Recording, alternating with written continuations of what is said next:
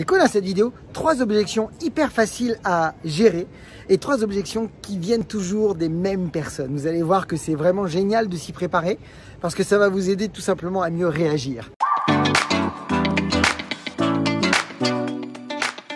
Bonjour à toutes et à tous, je suis Christophe Tamri, propulseur de leader et fondateur du programme Réussite MLM, qui sont donc vos programmes de coaching et de formation en marketing de réseau et à l'utilisation des médias sociaux dans le but de vous aider justement à révéler le leader qui est en vous. Sachez que si vous voulez aller plus loin et accéder à la webconférence 100% gratuite sur les 4 étapes pour devenir un networker pro reconnu dans votre compagnie et en vivre pourquoi pas à 100%, vous avez un lien qui vient d'apparaître ou qui va apparaître. C'est à vous de décider si vous souhaitez y accéder. Donc oui, les objections font partie du jeu des marketeurs de réseau. Comme je dis souvent, les objections sont vos amis. Sauf que la plupart des marketeurs de réseau sont impactés par les objections et même ça leur fait peur et ils refusent de passer à l'action. C'est bien dommage. Vous allez voir que dans cette vidéo, on va aborder l'idée qu'il y a 3 objections qui sont quasiment, je dirais presque, c'est très courant, c'est comme ça et elle vient toujours de vos proches. Et vous allez voir qu'en fait, il vous suffit juste de comprendre que plus que les mots ou la stratégie qu'il y a derrière, c'est la posture qui fait toute la différence. Votre posture, mes amis, va influencer les autres. Alors, on est tous d'accord que les objections, ça fait partie d'un processus tout à fait normal dans l'accompagnement d'une prise de décision d'un prospect qui pourrait être intéressé à rentrer avec vous dans le business. Une objection, vous le savez, c'est une préoccupation ou c'est une question juste pour avoir de l'information complémentaire. Mais si c'est une préoccupation, il faut le gérer.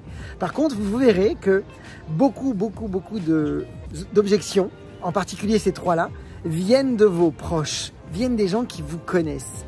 Ils se permettent certaines choses que les autres ne se permettront pas, ou très peu.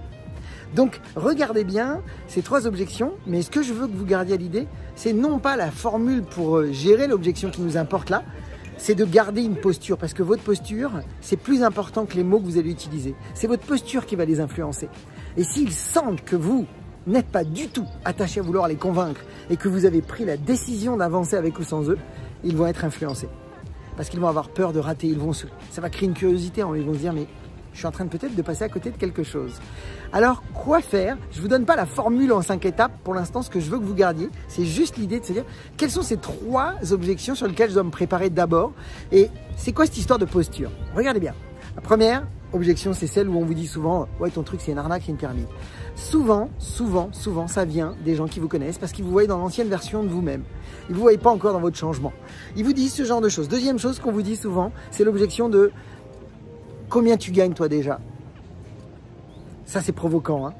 Troisième objection, c'est « Attends, j'attends de voir déjà ce que tu vas faire avec ce business. » En fait, toutes ces objections, vous devez absolument vous en amuser parce qu'elles sont faites tout simplement pour vous muscler.